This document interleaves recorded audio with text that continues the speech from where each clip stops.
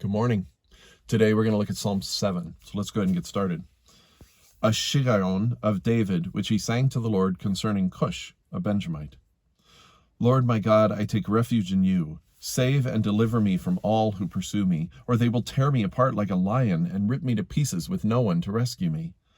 Lord my God, if I have done this, and there is guilt on my hands, if I have repaid my ally with evil, or without cause have robbed my foe, then let my enemy pursue and overtake me. Let him trample my life to the ground and make me sleep in the dust. Arise, Lord, in your anger. Rise up against the rage of my enemies. Awake, my God, decree justice. Let the assembled peoples gather around you, while you sit enthroned over them on high. Let the Lord judge the peoples. Vindicate me, O Lord, according to my righteousness, according to my integrity, O Most High. Bring an end to the violence of the wicked, and make the righteous secure. You, the righteous God, who probes minds and hearts. My shield is God Most High, who saves the upright in heart. God is a righteous judge, a God who displays his wrath every day.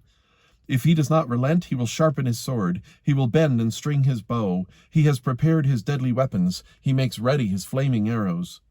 Whoever is pregnant with evil conceives trouble and gives birth to disillusionment. Whoever digs a hole and scoops it out falls into the pit they have made. The trouble they cause recoils on them. Their violence comes down on their own heads. I will give thanks to the Lord because of his righteousness. I will sing praises of the name of the Lord Most High. The context of this, we don't know what Shiggaion means. Actually, in my meditation, this word is literally only one other place in Scripture. It's in Habakkuk. Because of its limited use, it's really impossible to know what it actually means. King James translates it meditation. It says, which he sang to the Lord concerning Cush, a Benjamite. We know it's by David, and we know it's concerning Cush, a Benjamite, but we don't know who this is. Now, there's something about the tone of the psalm, David's position, makes me think it's placed before he's king, and that around the time when he's running from Saul. And that would make sense also just because Cush, a Benjamite, could just be a partisan of Saul, somebody who's kind of in Saul's camp. And that could be what he's referring to.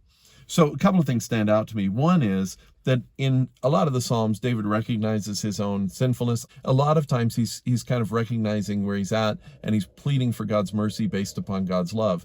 He's still pleading for God's mercy based upon who God is, but he's also recognizing in this case that he's being unfairly treated, that it is unjust, that in fact he has done nothing wrong. He says, if I've done anything to deserve this, so this is why it makes me think of Saul too, because Saul had a vendetta against David, and David was nothing but loyal to Saul. And so he's saying, I have done nothing wrong, bring about justice. And I think it's a good reminder that it's okay too, sometimes, to stand on the fact that we are in the right. Sometimes we are, not to demand anything, but to plead with God that he decree justice. But I think the other thing about that is he's decreeing with God that he do justice. And if you know anything about the story of David at this time, he does nothing to take justice against Saul. He really does trust God to stand in for him on his behalf. There's only one other thing there's a lot of other things, but the other thing that really stands out to me is just the beautiful poetry. I just love the imagery, particularly in verse 14 and 15. He says, whoever is pregnant with evil conceives trouble and gives birth to disillusionment. I just love that imagery. That is such just a beautiful way of saying that he who, lives by the sword dies by the sword. And then the next verse I call the Wile E. Coyote verse, or the Roadrunner verse, because he says, whoever digs a hole and scoops it out falls into the pit they have made. And that's what always happened to Wile E. Coyote. So those are the things that stand out to me.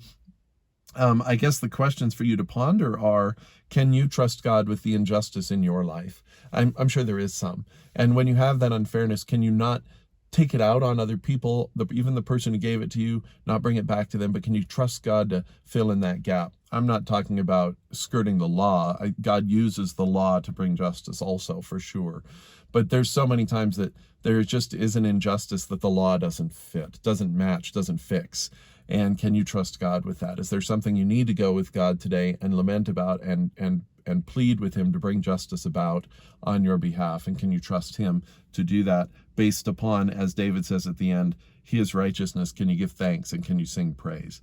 And then, of course, as always, what stands out to you in this psalm? There's a lot here. And I'll see you tomorrow morning.